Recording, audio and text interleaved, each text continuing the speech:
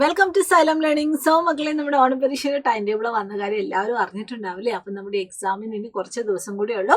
അപ്പം അതിന് മുന്നോടിയായിട്ട് നമ്മുടെ സെക്കൻഡ് ചാപ്റ്ററിലെ വളരെ പ്രധാനപ്പെട്ട ഒരു സെക്ഷൻ പറഞ്ഞു തരാനാണ് ഞാൻ വന്നിരിക്കുന്നത്.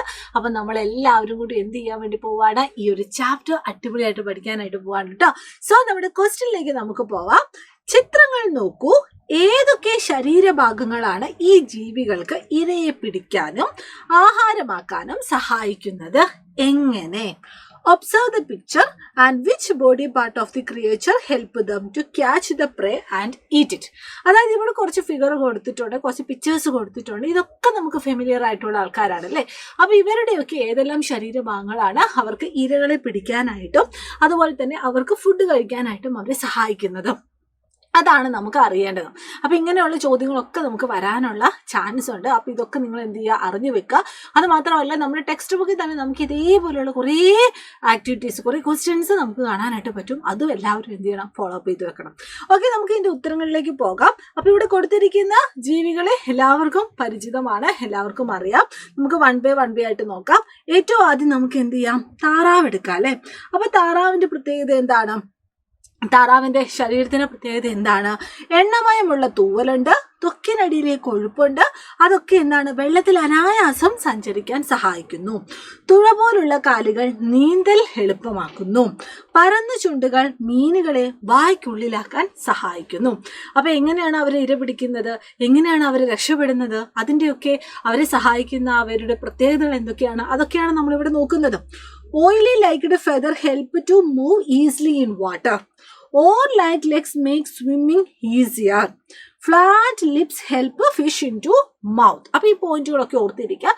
ഇത് വേണമെങ്കിൽ നിങ്ങൾക്ക് കുറച്ചും കൂടി ഈസി ആയിട്ട് ആ ഇമ്പോർട്ടൻ്റ് ആയിട്ടുള്ള കാര്യങ്ങൾ 1-2 പോയിന്റ് മാത്രം പഠിച്ചാലും കുഴപ്പമില്ല കേട്ടോ.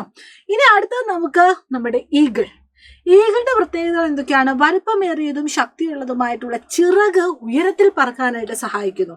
Their strong and wide wings are help to fly high. മികച്ച കാഴ്ചശക്തി വളരെ ഉയരത്തിൽ നിന്ന് തന്നെ ഇരയെ കണ്ടെത്താൻ സഹായിക്കുന്നു. Excellent eyesight help to spot the prey from the great height. വളഞ്ഞ കൂർത്ത നഖങ്ങൾക്ക് പരുന്തിനേക്കാൾ ഭാരമുള്ള ജീവികളെ പോലും അള്ളിപ്പിടിച്ച് പറക്കാനുള്ള ശേഷി കൊടുക്കുന്നു. That strong and curved beak help to carve and tearing the flesh of the prey. Okay, അപ്പോൾ ഈ പോയിന്റുകളും ഓർത്തിരിക്കുക കേട്ടോ. അപ്പോൾ എല്ലാത്തിനും കുഞ്ഞു പോയിന്റ് ഓർത്തിരുന്നാൽ മതി. ഇവിടെ ഇപ്പോൾ ഒരു 4 പോയിന്റ് പറഞ്ഞിട്ടുണ്ട്. നിങ്ങൾ അറ്റ്ലീസ്റ്റ് ഒരു 2 പോയിന്റ് എങ്കിലും പഠിച്ചു വെക്കാം. ഇനി അടുത്ത് നമ്മുടെ ഫ്രോഗ് എടുക്കാം. അതിവേഗം പുറത്തേക്ക് നീട്ടാവുന്ന പശിമയാർന്ന നാക്കിൽ ഇരയെ കുടുക്കി വായ്ക്കുള്ളിലാക്കുന്നു. Frogs have a long sticky tongue that they use to catch the prey. Okay, അപ്പം നമ്മുടെ ഫ്രോഗിന്റെ പ്രത്യേകത എന്താണ്? അതിന്റെ നാവാണല്ലേ. ഇനി നമ്മുടെ ഏറ്റവും ലാസ്റ്റ് നമ്മൾ കണ്ടത് സിംഹമായിരുന്നു.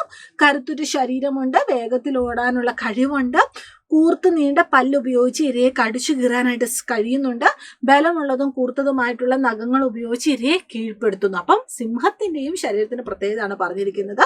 Strong body, ability to accelerate, can bite prey with sharp teeth. They have sharp and strong claws that help them to grasp and hold on to prey. Okay, അപ്പൊ ഇങ്ങനെയുള്ള ചോദ്യങ്ങളും നിങ്ങൾ എന്ത് ചെയ്യുക, കൃത്യമായിട്ട് ഓർത്ത് വെക്കുക.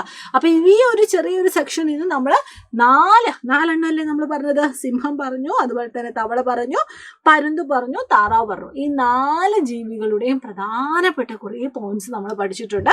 ഇതൊക്കെ നിങ്ങൾക്ക് ഉപകാരപ്രദമാവും. കാരണം ഓണപരീക്ഷയ്ക്ക് ചോദ്യങ്ങൾ വരുന്ന സമയത്ത് നമുക്ക് ഇതുപോലൊക്കെ ചോദ്യങ്ങൾ വന്നാൽ ഈസി ആയിട്ട് നമുക്ക് എഴുതണം. ഓക്കെ, അപ്പോൾ ഇനി അങ്ങോട്ടേക്ക് നമ്മുടെ ഈ ഒരു ക്ലാസ് 3 യൂട്യൂബ് ചാനലിൽ നിങ്ങൾക്ക് ലൈവുകളും അതുപോലെ തന്നെ കോണ്ടന്റുകളും ഷോർട്സുകളും ഒക്കെ കംപ്ലീറ്റ് ആയിട്ട് ആക്റ്റീവായിട്ടുണ്ടാവും. അപ്പോൾ ഇനി അങ്ങോട്ടേക്കുള്ള ദിവസങ്ങളിൽ എല്ലാവരും നിങ്ങൾ എന്ത് ചെയ്യണം, അത് കാണണം.